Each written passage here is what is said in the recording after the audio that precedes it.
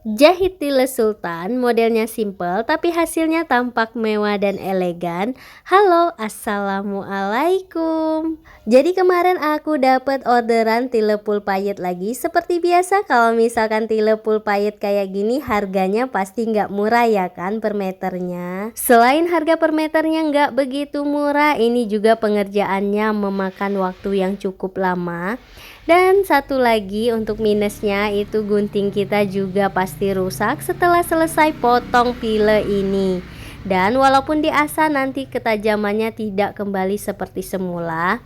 Jadi kalau misalkan mau potong tile full payet kayak gini, itu kita pakai gunting yang biasa aja, jangan pakai gunting yang khusus kain. Soalnya kalau misalkan pakai gunting yang khusus kain itu nanti gunting kita bisa tumpul, dan walaupun diasah itu tidak kembali seperti semula untuk ketajamannya. Kalau aku sediain dua gunting, satu untuk gunting kain polosan dan satunya lagi gunting untuk potong tile berpayet seperti ini. Jadi kalau misalkan aku dapet tile berpayet seperti ini, aku sudah ada gunting khusus untuk potongnya. Jadi walaupun rusak itu nggak apa-apa karena memang dikhususkan untuk tile yang berpayet seperti ini. Kembali lagi ke video ini, untuk model bajunya simple ya, kebaya kurung biasa dan bagian bawahnya itu ada belahan. Ini modelnya simple tapi untuk pengerjaannya lama, soalnya ini kan tilenya berpayet. Jadi sebelum jahit itu untuk pinggiran yang di bagian kampunya itu kami buang terlebih dahulu. Ini kami buangnya nggak pakai palu ya, soalnya kalau misalkan pakai palu takut pinggiran kainnya itu rusak.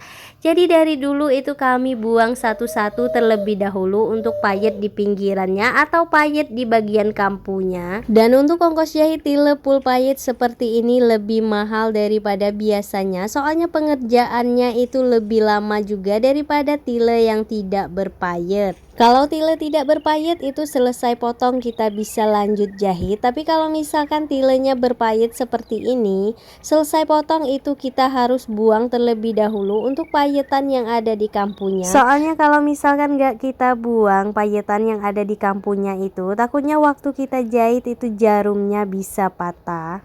Nah ini untuk penampakan hasil sebelum aku pasangin payet ya.